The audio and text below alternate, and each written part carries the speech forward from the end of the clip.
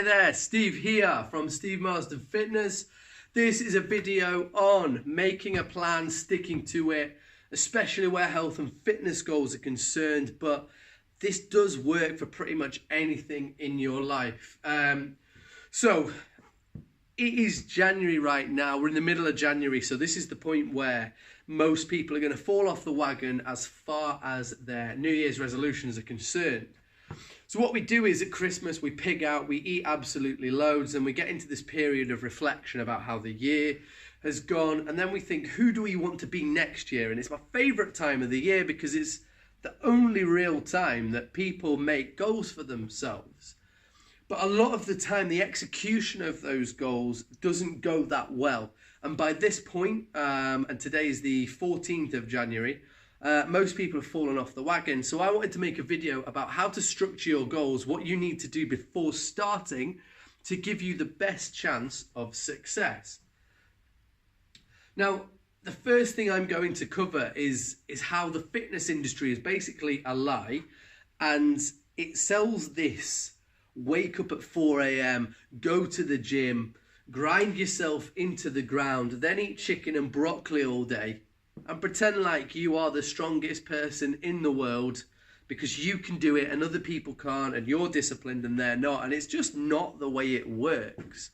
The people that I work with at Steve Marsden Fitness here in Livingston, Scotland, they usually haven't worked out for a long time, or it's never really been something that they've done for a long period of time. They've not implemented it in their lives.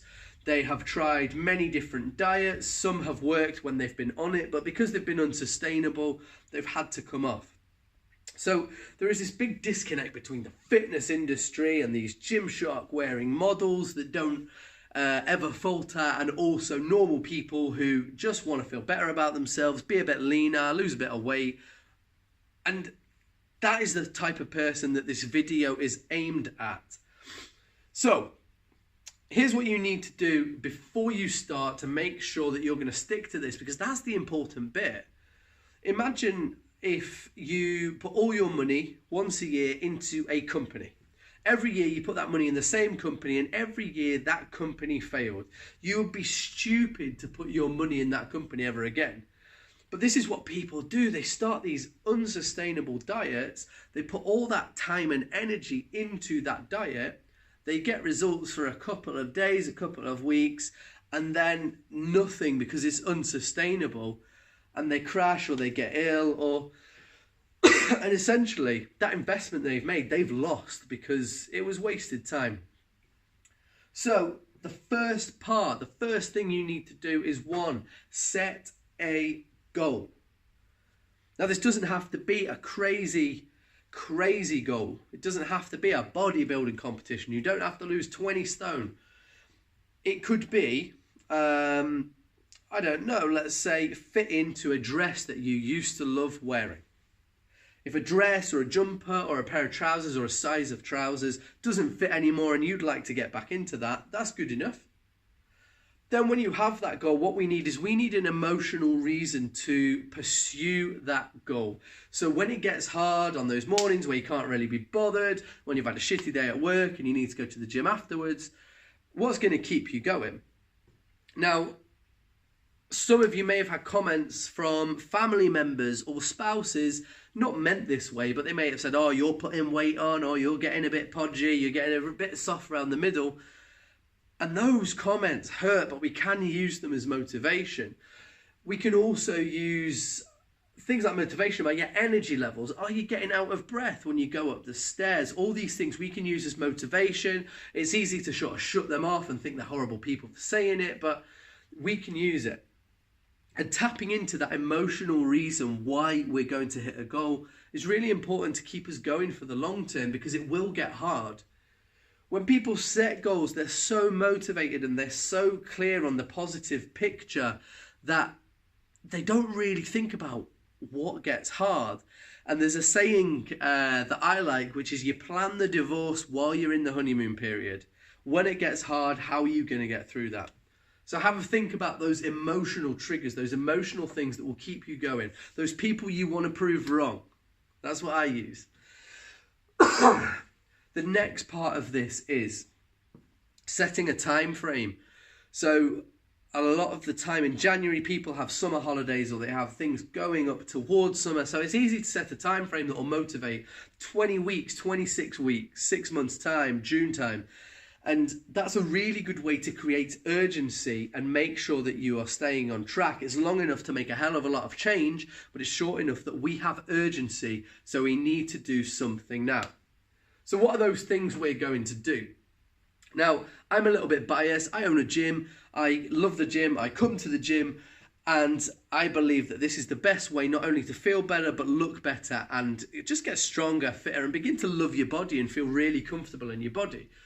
But I understand that it's an intimidating place for a lot of people.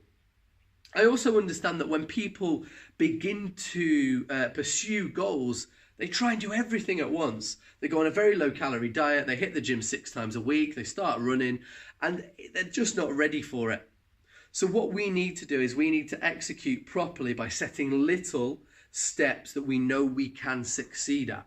There is nothing worse than starting on a journey, starting a goal, and then feeling like shit 1 week in because you didn't do what you said you were going to do. So one of the best things I find is set little chunks. So let's say you want to go to the gym 3 times in that week. If you haven't exercised for years, if you've not exercised for months, you're going to see change if you're exercising hard enough within that time on your body. Within 2 weeks, you may see inch loss. You may see things fitting better. You move a little bit better. There's less back pain, etc. Now, once that habit of 3 times a week has been hit, and make sure you fit this around your life. It doesn't have to be in the morning, doesn't have to be afternoon, doesn't have to be night. Make it fit around your life. If you work in the day, go after work. If you want to spend time with your kids and your families, go before work. Just make the time and make sure it's realistic for you to do. Then the next phase is, let's add some diet into this. Now, I'm not going to tell you what to eat. My diet, I'm a vegetarian, I am a powerlifter, and when I was growing up, people said, you will never be muscly, you will never be able to lift heavy because I was a vegetarian. Now, nearly 3 decades later, still as a vegetarian, I'm doing okay. So we need to create your diet individual to you. The first thing I want you to do with diet, not going to tell you what to eat, but I want you to have an understanding of how much you are eating right now. Because if you have excess body fat, have eaten at some point, you have taken in too much energy and your body has stored that energy. So how much are you eating now? So I want you to do a food diary, and this food diary, I want you to do it in real time as you eat, because this will give you an awareness of the habitual foods you are eating. Example, you have a shitty day at work, you get stuck in traffic, you have an argument with your partner, you go for the glass of wine, or you go into the crisp cupboard. I know you've got a crisp cupboard or a snack cupboard, everybody does. And those habitual bits of eating are the things that are taking the energy. And you may be dealing with stress through that. You may be dealing with anxiety through eating. Boredom is a massive thing. How many of you eat when you're watching television or playing computer games or whatever you do to relax? So doing a food diary is going to help you have an idea of how much you're eating on a daily basis and a weekly basis. And then once you see that grand picture of where you're eating too much, that's when we can cut it down or put changes in. If you're having 4 biscuits at about 3 p.m. when you're getting a little bit sluggish with your cup of tea, and they're digestive, say, 90 calories, that's 360 calories of digestives. Why not swap them to digestive thins? Digestive thins, you're looking at 120 calories there for 4. You're still getting that kick of sugar, you're still getting that little comfort break, but it means that you're just progressing. Then what you do, you review that every couple of weeks to see how you are going and add something in, just get tiny little bit better each time. I'm very biased, but having a coach will help you do all this, implementing little changes to change your body the way you want it in time for that goal. So that is how you set a goal and then you execute it. You do have to do the work, but make it so you cannot fail.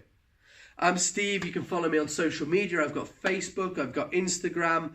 If you need anything else, just drop me a little comment down there, a message anywhere, and Happy New Year. I hope it goes amazing for you. See you later.